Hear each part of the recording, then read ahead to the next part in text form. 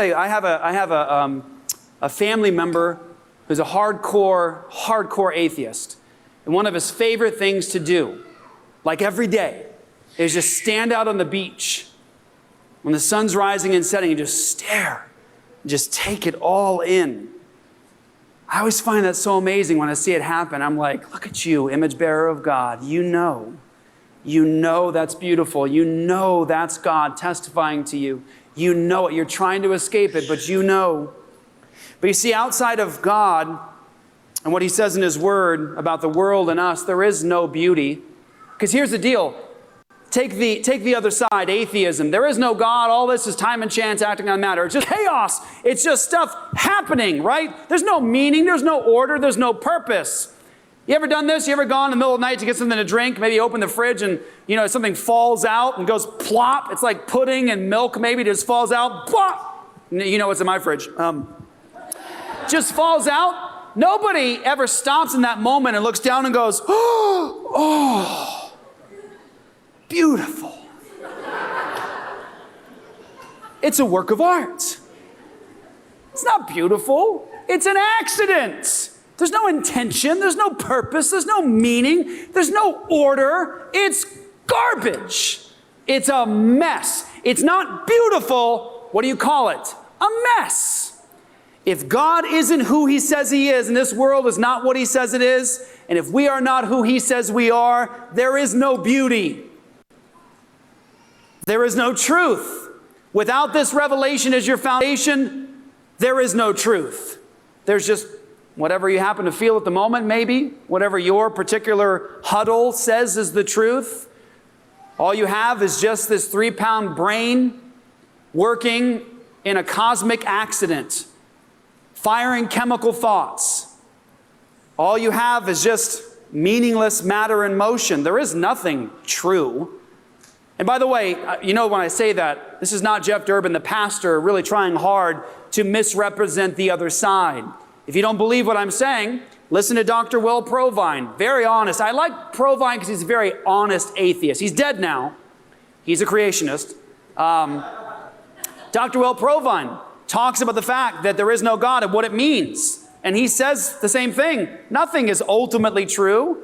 There's no ultimate in ethics. There's just what is.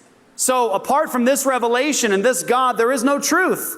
There is no goodness. There is no justification for logic and things to be coherent and meaningful and make sense. Apart from God and his own character as the foundation and his own mind revealed to us in Scripture, we don't have a basis to call laws of logic universal, unchanging, necessary. In other words, watch this. If you see Joe Biden saying something crazy, right? Why does everybody, this is actually a good moment, okay? I'm not just trying to pick on the man. I pray for his salvation. But if you see all these videos coming out of every time they put that man in front of the camera and he says something absolutely illogical or crazy, like I think the one that came out yesterday, he said that he's been in politics for 180 years.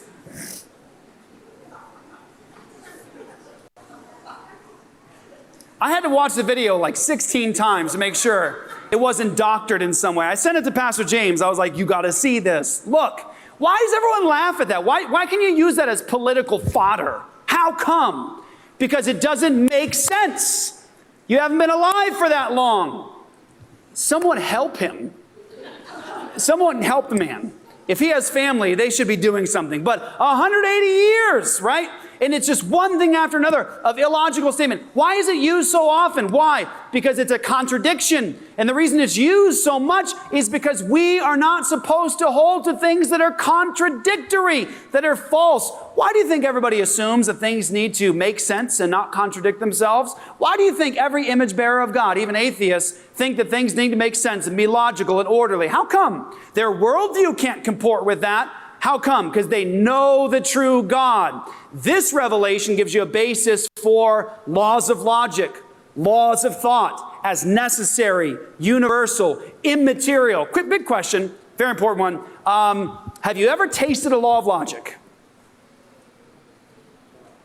You ever smelled one? How much does the law of non-contradiction weigh? Where can I find it growing? Have you ever held one in your hand? All of us recognize that these laws of logic, which are laws of thought, are binding, necessary, universal. Everybody's supposed to hold to them. If you refuse to, we call that laughable. I was going to say Biden, but I'll be careful, okay? Here's the point. These laws of logic are universal. If you reject God's existence, if you go the atheist direction, if you reject this revelation of God, what's that mean? It means that all you are is stardust. You're a cosmic accident. There is no meaning and purpose. You have no justification for anything that's immaterial, because atheists, consistent atheists, I believe, are materialists. Like the guys we debated last year. They're materialists. They believe that all that exists is matter. That's it. So where are the laws of logic in a materialist worldview? Why are they necessary? Why are they universal? Only the Christian worldview can give you a basis for a material realm and an immaterial realm, all under the mind of God. If there is no God, if this revelation is not true, then you have no justification for mathematics. I said this for years. I said, unbelievers have no justification for arithmetic. They have no justification for mathematics. It is immaterial. It is necessary to do what we do in the world, and only the Christian world can give you a basis for mathematics. Now, watch. I said that for years, and then this year, people start saying, because they reject God and they reject this revelation, they start saying, what? 2 plus 2 may not be 4. Maybe it's not. Right? Here's what I would say about that. Try building a bridge like that. And I challenge the person who says something so ignorant and so foolish, which is what it is. I challenge you to board a plane with a pilot who announces over the PA system, just so you all know, I'm an atheist, strict materialist. I do not believe in the laws of arithmetic or logic or morality. Have a nice flight. Everybody would be unbuckling their seatbelts, going to get their baggage, and going to pop that thing open with the slide, right? Why?